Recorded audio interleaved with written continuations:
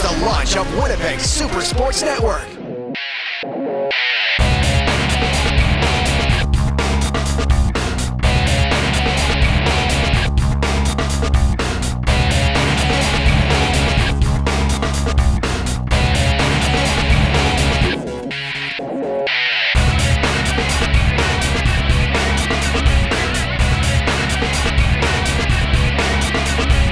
Check out the new Super Sports Network.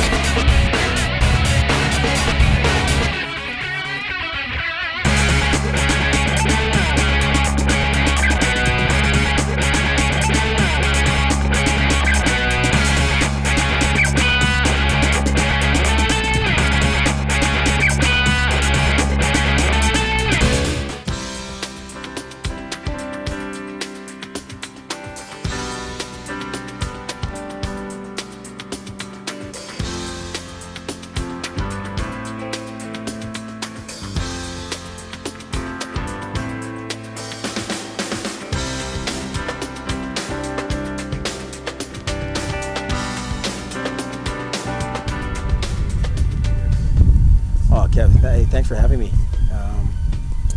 Anytime you do anything for community, Winnipeg, Manitoba, Canada Day, having kids out here playing some football, getting better, showing some skills, it's always good. We have various programs, and I say we, I'm one of many guys that I work with that have played professional. That we also mentor, so we have guys that are playing university that help us with programs. And the Charles River Bronco program is just one example of how we try and give back. We do a high performance program preparing them for football before they start in August. So myself, Lamar McGriggs, and Chuck Williams, a guy from the US that trains NBA and NFL players, we're lucky to have him here in the city. We put these kids through some rigorous training. We show a little bit of the soft stuff that we do, but we put them through hell for 2 hours twice a week. And eventually, once the season begins, they don't really have to do a lot of conditioning. The football is left for their coaches to do with them. So ironically, even though we are football guys, we're not coaching the football team because there's many programs that utilize our help, and we like to use our skills for everyone, not just one club. So that's the good thing about what we do. So we go all year round, and we help in many facets, grassroots after-school programming, high performance training, club training. If it's involved with football, that's what we do. We're football guys, and I think it's really great that you guys are here actually covering what we do. I think it's needed, so I really appreciate you taking the time with us.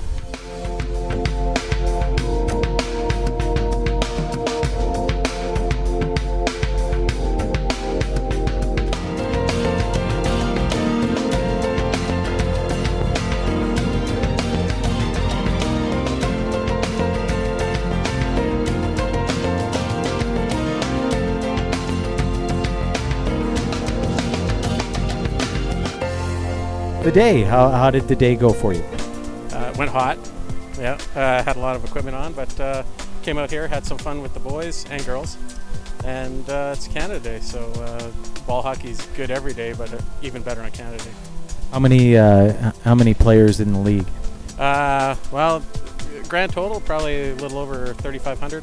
Well, I'm the co-ed division director, and I also do arena management.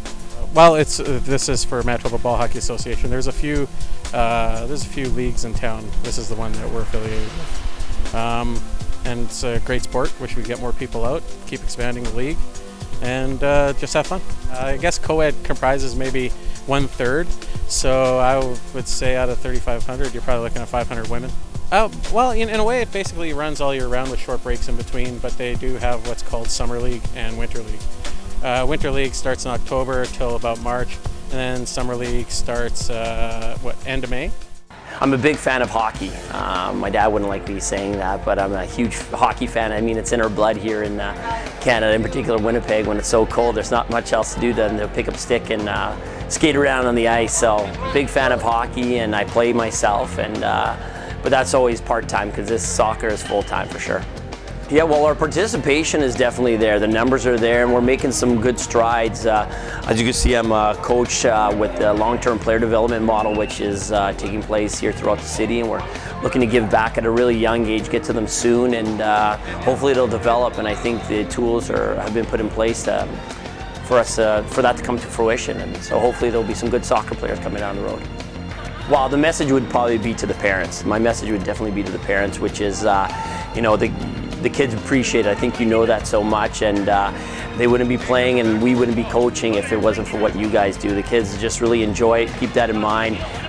It's just a game, and for every kid that makes it pro, there's so many of us that just want to play for the love of the sport. And your involvement in the game as parents is just, we can't say enough.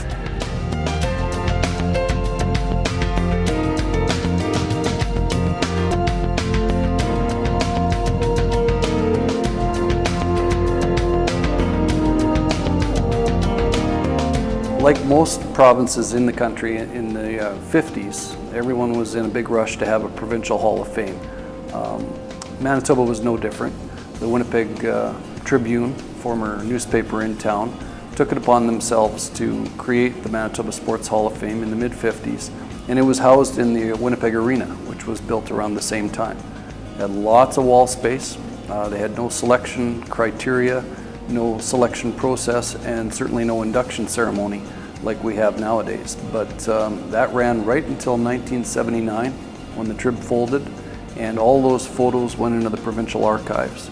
And now recently they've been turned over to us, and we've spent the last 33 years trying to catch up, because the Manitoba Sports Federation started from scratch in 1980, inducted 10 individuals and 1 team, had a selection criteria, a selection process with volunteers who voted them in, and the public nominates with criteria nomination forms, and we induct every November in our annual induction dinner ceremony.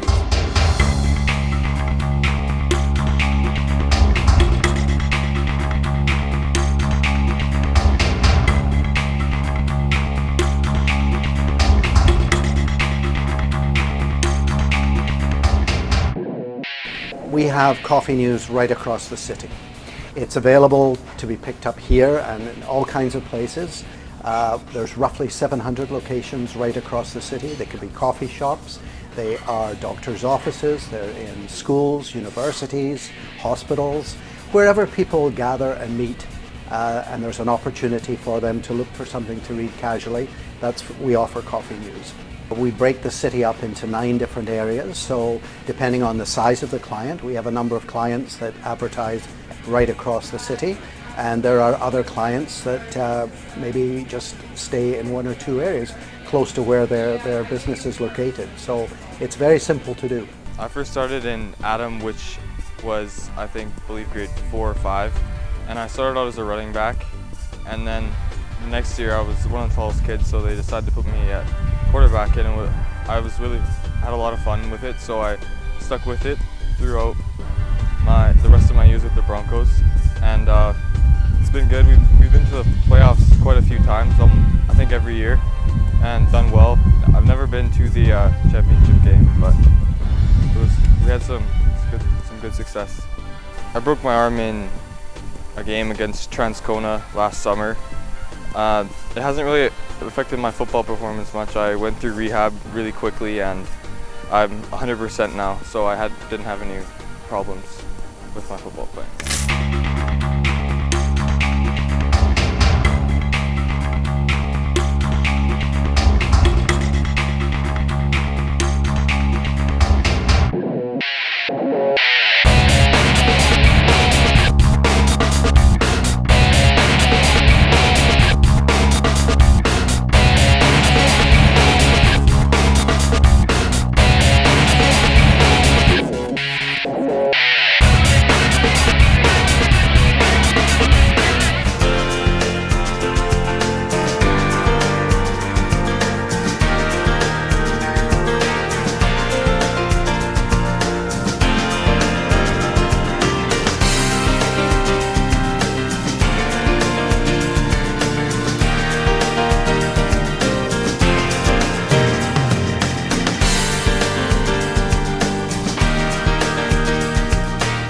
Definitely it's grown from when I first started. The level of coaching has certainly improved, and the level of competition has improved. We've gone to 4 competition classifications based on population, 4A right down to the small schools under 125 students, or the A category. So we've expanded that. We've gone to JV competition, volleyball and basketball. And just overall, the high school hockey started in about 15, 18 years ago. High school football has expanded tremendously in the last 7, 8 years, where there's 32 teams competing there now. So high school sports is continually growing. The product is improving, better coaching, and just kids, even though there's so much more for kids to do, we still have huge numbers participating, over 25,000 participants in high school athletic programs throughout the province. So pretty decent numbers, and the competition is really impressive.